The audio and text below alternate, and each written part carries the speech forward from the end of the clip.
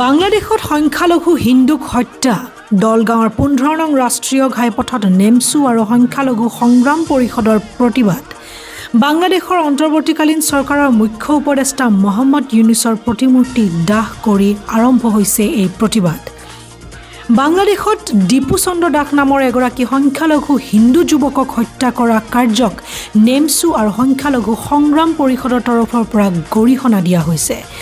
মানুহ হত্যাকাৰীক বাংলাদেশ চৰকাৰ আৰু প্ৰশাসনে কঠোৰ শাস্তি দিবলৈ দাবী জনায় নেমছুৰ সভাপতি বদৰুল ইছলামে। শেখ হাছিনা চৰকাৰৰ পতনৰ পিছত বাংলাদেশত মৌলবাদী শক্তিয়ে গা কৰি উঠিছে। যিকোনো দেশত যিকোনো ঠাইত মানুহে মানুহক হত্যা কৰিব নালাগে, আক্ৰমণ কৰিব নালাগে বা মাৰপিট কৰিব নালাগে। ভুল কৰিলে আৰক্ষী আছে, আইন আছে। আইন আৰু আৰক্ষীৰ ওপৰত বিশ্বাস আৰু আস্থা ৰাখিব লাগে।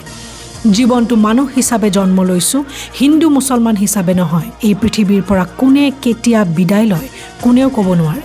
জীয়াই থকা দিনবোৰ মানুহৰ চকুত চকুলো নহয়, মুখত হাঁহি দিবলৈ চেষ্টা কৰিব লাগে। প্ৰতিবাদকাৰীৰ দাবী, অশান্ত বাংলাদেশক বিশ্বৰ মানচিত্ৰৰ পৰা নোহোৱা কৰিব লাগে। মানুহ অত্যাচাৰী ৰজা মন্ত্ৰীক ৰাইজৰ আদালতত বিচাৰ কৰিব লাগে। হিন্দু মুছলমানৰ ঘৃণাৰ ৰাজনীতি বন্ধ কৰিব লাগে। ইফালে প্ৰতিবাদী কাৰ্যসূচীত উপস্থিত থাকে সংখ্যালঘু সংগ্ৰাম পৰিষদৰ কেন্দ্ৰীয় সভাপতি মহম্মদ খালিফা। আজিৰ পৰা প্ৰতিবাদ আৰম্ভ হৈছে। যদি বাংলাদেশত এনেকুৱা কাৰ্য পুনৰ হৈ থাকে, বাংলাদেশত থকা সংখ্যালঘু লোকসকলক যদি এনেকুৱা বৰ্বৰ অত্যাচাৰ কৰি থাকে, মাৰপিট কৰি থাকে, উচ্ছেদ কৰি থাকে বা জ্বলাই দি থাকে, তেতিয়াহ'লে আমি ক্ষান্ত নাথাকোঁ। আমি বাংলাদেশৰ বিৰুদ্ধে আমি যুদ্ধ কৰিবলৈ আমি প্ৰস্তুত আছোঁ। কাৰণ সেইসকল সংখ্যালঘু হোৱাৰ কাৰণে দীপু চন্দ্ৰ দাস নামৰ এগৰাকী ব্যক্তিক মাৰপিট কৰিলে, জ্বলাই দিয়া হ'ল। ইয়াতকৈ জঘন্য কাম আৰু থাকিব নোৱাৰে। মানৱ সমাজত লজ্জাজনক কৰিছে। বিশ্বৰ মুছলমান লোকসকলক বাংলাদেশে লজ্জাজনক কৰিছে। গতিকে আমি প্ৰধানমন্ত্ৰী মোদী ডাঙৰীয়া আৰু অমিত শ্বাহ গৃহমন্ত্ৰী ডাঙৰীয়াক অনুৰোধ জনাইছোঁ যে বাংলাদেশৰ নাম নিচান এই পৃথিৱীৰ পৰা মুচি দিব লাগে। কাৰণ যেতিয়া দেখিছোঁ শেখ হাছিনাৰ চৰকাৰ শেষ হৈ গ'ল, শেখ হাছিনাৰ চৰকাৰ শেষ হোৱাৰ পিছতে এচাম মৌলবাদী শক্তিয়ে বাংলাদেশত গা কৰি উঠিছে আৰু তাত থকা সংখ্যালঘু লোকসকলক অত্যাচাৰ কৰি আছে মৌলবাদী শক্তিয়ে। গতিকে এইবোৰ নচলিব। মানুহে মানুহক অত্যাচাৰ কৰা, মানুহে মানুহক মাৰপিট কৰা, এইবোৰ নচলিব। এয়া জঘন্য কাণ্ড হৈছে। গতিকে আমাৰ এয়া অন্তিম সকীয়ানি বাংলাদেশক। আজি ভাৰতেৰ পৰা সকীয়াই দিছোঁ বাংলাদেশক। আপনারা এগুলো বন্ধ করেন। বাংলাদেশ আপনাদেরকে বলছি, আপনারা এগুলো বন্ধ করেন, না হলে কিন্তু আপনাদের চিনচাপ থাকবে না। আমরা সারা ইন্ডিয়া এক হয়ে আপনাদের বিরুদ্ধে আমরা যুদ্ধ করার জন্য প্রস্তুত আছি। মানুষকে আপনারা কখনো মারবেন না, হত্যা করবেন না।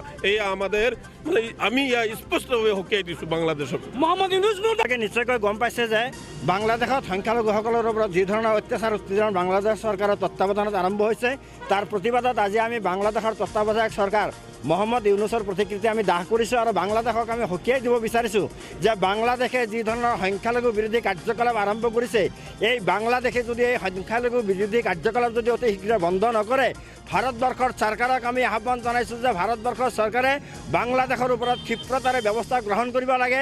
এই সংখ্যালঘু বিদ্বেষী বাংলাদেশী চৰকাৰ আৰু এই মানৱ ধ্বংসকাৰী বাংলাদেশী চৰকাৰক এহেকা দিয়াৰ কাৰণে ভাৰত চৰকাৰে বাংলাদেশৰ লগত যুদ্ধ ঘোষণা কৰিব লাগে আৰু অতি শীঘ্ৰেই মৌলবাদী শক্তিক উৎখাত কৰাৰ স্বাৰ্থত ভাৰত চৰকাৰে বাংলাদেশক আক্ৰমণ কৰি ভাৰতবৰ্ষৰ লগত পুনৰ চামিল কৰাৰ কাৰণে আমি অসম সংখ্যালঘু সংগ্ৰাম পৰিষদে আজি এই পুতলিকা দাহ কৰি আমি এই দাবী উত্থাপন কৰিছোঁ।